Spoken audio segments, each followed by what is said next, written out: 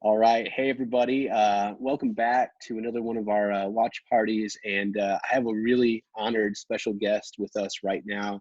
My friend Chef Lee from Blue Anchor in Warrenton is with us, and just to talk about the ongoings of what's happening right now in our current season. So, Chef, why don't you introduce yourself and maybe tell us a little bit about your background? Hi, I'm Chef Lee. I moved out here about 11 years ago to take a job at Cedar Lake Cellars, and I kind of had no idea where Warren County was, but I found it real quick and fell in love with the community.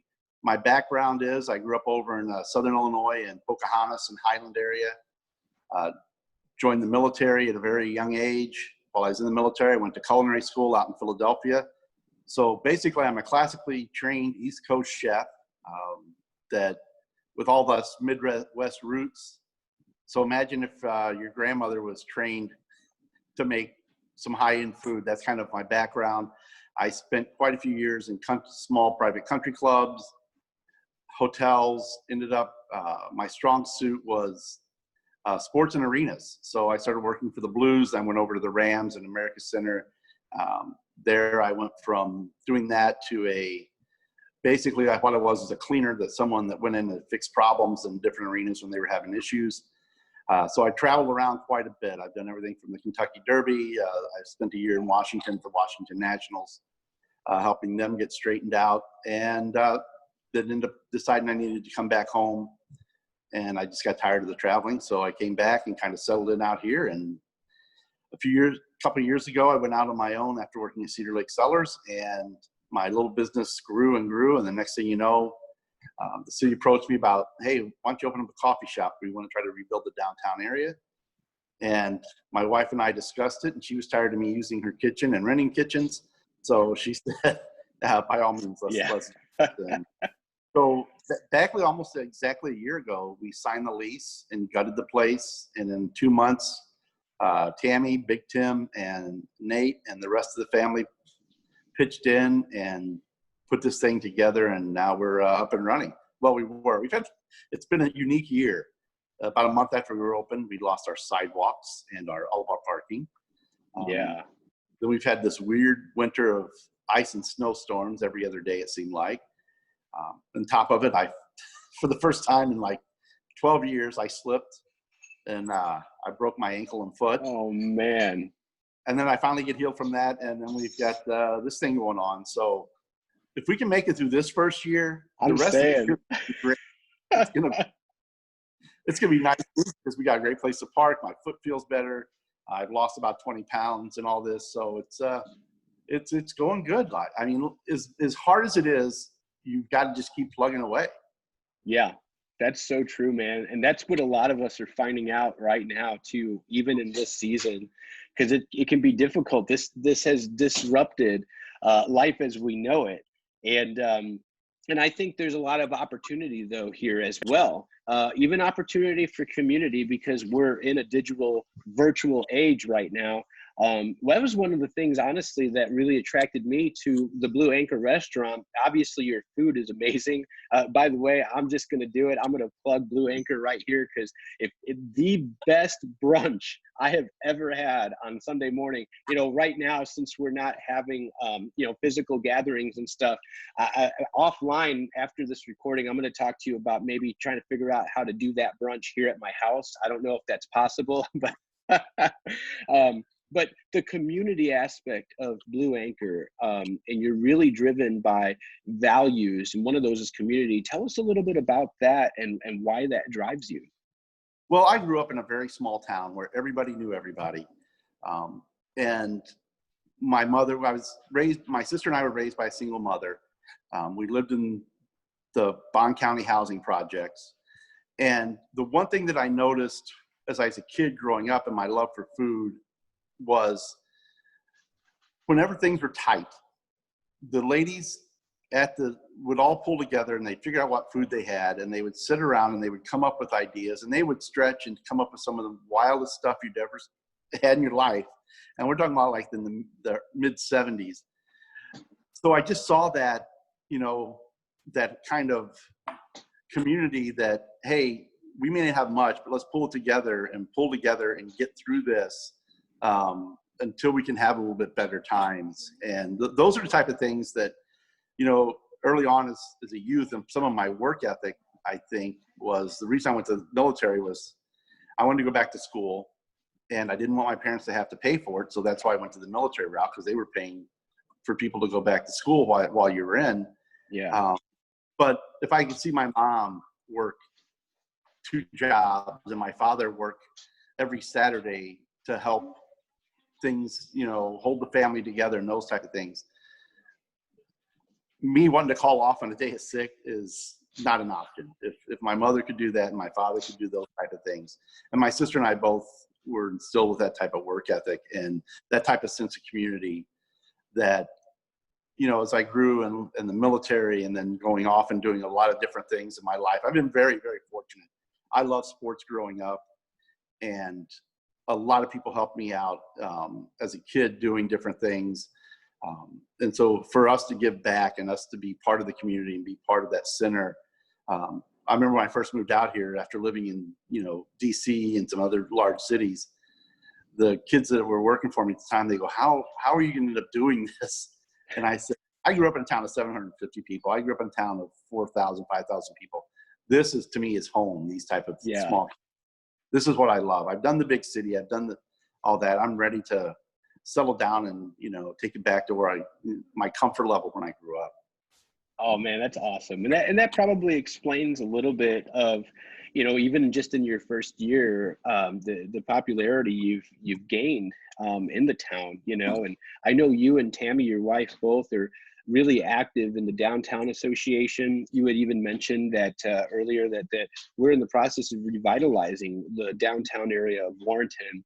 I think that is awesome how you guys just kind of dove right in and really kind of made yourselves part of that community aspect here in Warrenton. The other thing too that I love about you guys is that even in your actual restaurant, when you walk into the dining room, one of the first things I remember that you did was you put a big rectangular community table in the middle of the dining room. If you go and eat there, you can still have a private table, but I love that community table because it kind of just forces everybody to sit at the same table, no matter who you are, where you come from, and have a meal together. And that is awesome, man. Yeah, that was one of the things that and I'm sitting at that table right now.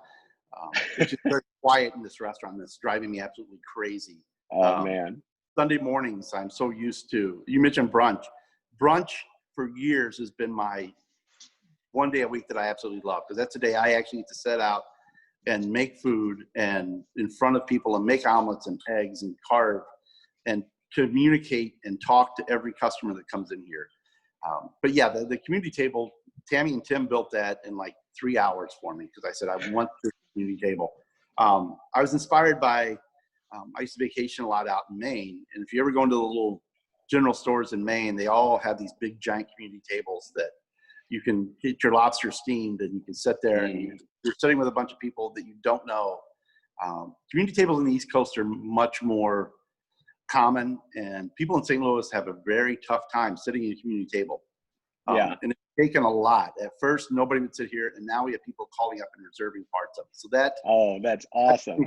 Good that in a year we've come a little ways, and I just hope that it just keeps growing and growing. If we ever go to another one of these where we have another Blue Anchor somewhere, the first thing that goes in is another community table. So yeah, I love it, man. That's great. Tell us a little bit about right now, and I know this is literally changing day by day, week by week, but what are your current hours and what are you currently offering, and what, you know, like to go and on all that stuff? Tell us a little bit about that. Well, right now this is uncharted territory for a lot of us, but I've got, 40 plus years in this industry, and I've been through an awful lot. So I kind of know what to do. And the first thing is all about keeping everyone safe.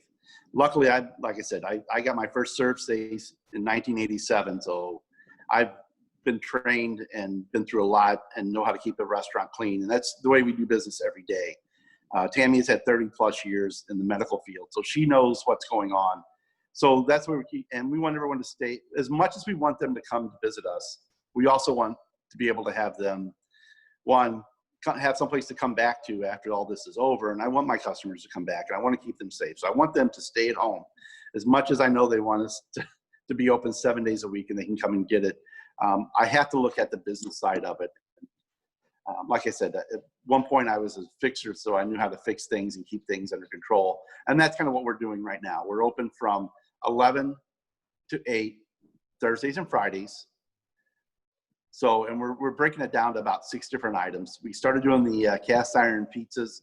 So it's the pizzas, it's the mac and cheese, it's a burger, it's a veggie burger, and that goofy fried chicken that my son talked me into making.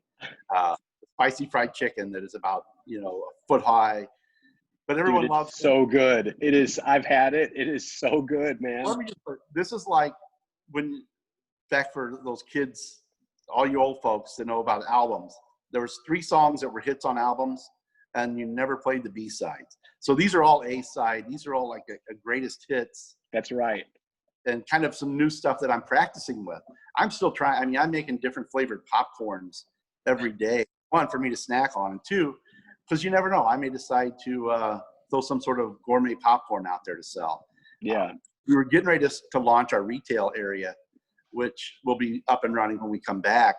I mean, I'm looking so forward to when we come back and we open back up. It's almost going to be like a reboot or a relaunch, because I've been able to practice and play with a lot of things while we've had this downtime, making different jellies and jams and pastes and things for everyone to take home and cook with, along with some different items and working on some different recipes. I mean, the pizzas was something that I worked on for months until I finally figured it out how to do it right. And they've gone over very, very well. I don't know if you've had a chance to have one yet. I haven't. I can't wait though. But I literally make the crust from scratch when you order it. It's not a frozen product. It's not a prefab mix. There's maybe 4 ingredients in it, and it's simple. And it's one of those things that I thought, and it goes back to my days of when I was a kid and watching my mom make beer bread. So I made a beer bread crust, which I can't bake to save my life. And I'm using yeast. It's complicated and I don't have the patience for it. But from when I was a kid and I learned my mom used to make beer bread, I thought, I wonder if I can make that into a pizza crust. And that's how I make my buns now for my burgers. So there aren't that many restaurants you're going to get a fresh made burger bun and a fresh made pizza crust the minute you order them. But that's kind of the way I like to do it at Blue Anchor. I may not do 100 items. I don't know if you've ever been to a New Jersey diner that has 300 items on it, and they're all fried and they're all that. I'm just the opposite of that. If I only have 6 items, they're going to be the 6 best items in the state of Missouri. That's right. Ever had. So I like to keep the menu small. I like to keep it fresh. I like to run specials. And that's kind of my philosophy, and it's been that way for a long, long time. If you want stuff I'm experimenting with, come and see Brunch. That's where I experiment a little bit with. Yeah. And it's worth it. I'm telling you. I will gladly be the guinea pig for your lunch experiments. How can people order right now, Chef? Is it phone call or email, or what's the best way? The best way to do it is just texting. The number that that's on our line, it's 636-244-8244. Text. And this is not just for our restaurant, but a lot of restaurants. I've got a lot of friends that have restaurants, and I know the challenges they're facing, same ones we are. Right now, it's just me and Tammy. So we're trying to cook and make the food all at once. Yeah. So we're trying to make the food and do everything. So it's hard for us to answer the phone. It's been 5 minutes on the phone taking an order. Yeah. 2 items. Go to our Facebook. The menus are up there. Text us your order. Text us what time. You can order a day or 2 ahead of time, and we'll have it ready to go. That's so good to know, man. I didn't even realize that. And you mentioned it, but you do have a Facebook page. You guys should find it. I'll link to it in the comments on this video feed, and go and like the page. And Chef, you're very active on the page. I know you do a lot of Facebook Lives, and so that's great. Right now, for Easter week, because it's the Holy Week still, and this is great because it's not about the commercialization as much. Mm-hmm. This is a big week for restaurants because they do Sunday brunches, they do Easter brunches, it's going out, it's buying the baskets, but it's mainly about family now. And so what I've done this week is I'm posting some nice recipes. They're a little bit different. It's some stuff that I've done in the past, but I'm posting those recipes up on our Facebook page. Oh, wow. So you can share them with your family. Stay home, make a family meal together. That's just what I'm preaching. As much as I want everybody to come in and buy my food, I want everyone. And right now, that's the best thing to do, is to stay at home, learn to cook as a family, learn to play some board games, do those type of things. I can't stress it enough. I want everyone to survive this, and we can just by being smart and staying at home. And just, my family's getting tired of me Facebooking them and Facebook Live and calling them constantly. But that's the way you have to do it. It was nice. My granddaughter at 7:00 Sunday morning was sending me pictures of her breakfast. She made pancakes and wanted to see what I thought of them. So that's cool. It's a good thing. It's a different way to communicate with people. It absolutely is, man. Well, that's awesome. I appreciate the encouraging words there as well, man, because I think, just having some hope and having something to look forward to after all this is behind us, because it will be behind us at some point, hopefully sooner than later. And I'm looking forward to that as well. Well, man, I got a couple of bonus round questions for you. Are you ready? Some rapid fire questions? I'm always ready for them. All right, man, here we go. Coffee or tea? Tea. Oh, I'm surprised. It's funny. I'm not a big coffee fan, and I've never really drank wine. And I worked the last 10 years of my life at a winery, I guess, and owning a coffee shop. Yeah. I guess it's, all those years I was a sports fan working in arenas and stadiums. I was spoiled, so. Yeah, that's funny. I love your coffee, but every time Tiffany and I go, she loves your teas. She always gets your teas. So right on. Are you an early riser or night owl? Both. Okay. Sleep much. You just don't sleep, right? Do you have a current favorite TV show? Oh my gosh. It's hard to say. We've just binge watched Outlander, which is, I love time travel. If I can get a Canadian time travel TV show, and this was it was filmed in Scotland, and I found out that I was part Scottish, so it was kind of neat to watch that last couple days. But no sports is killing me. The only good thing is the Chiefs won the Super Bowl, so I've rewatched that game. Right on. That's on your highlight reel, I'm sure. Do you have a favorite book? The Food Lover's Companion. It's basically an encyclopedia of food that I use constantly every day. And the other book that I just absolutely love, and she's a local novelist that comes in here and has written her current book from her favorite table here, Blue Anchor. But Ginger's, The Birthing Tree, that is a great read. So if you get a chance, everyone take it. When you have local authors, just like local food, if you get a chance to read their stuff and support them, it's the same thing. Do it. Yeah. Ginger's a great lady, and we're working on some stuff. So right on. It's neat. So if you get a chance, her book. Awesome, man. If you could meet anybody, present or past, who would it be and why? It would probably be my mom's mom, my grandmother that I never got to meet. She passed away when my mom was about 13. So all my other grandparents I've got to spend time with. She's the only one I didn't. I would like to have spent some time and just to pick her brain, just to get to know her, because I never got that chance. Yeah. Awesome, man. Thank you so much, Chef Lee, for your time today and hanging out with us and all you do for the community, and just pouring back in, man. We really appreciate you. We love you, and we're supporting you, and hope to see you real soon. All right. Thank you very much, Cisco. Love it. You're doing a great job. I love the church being here. Thanks, man.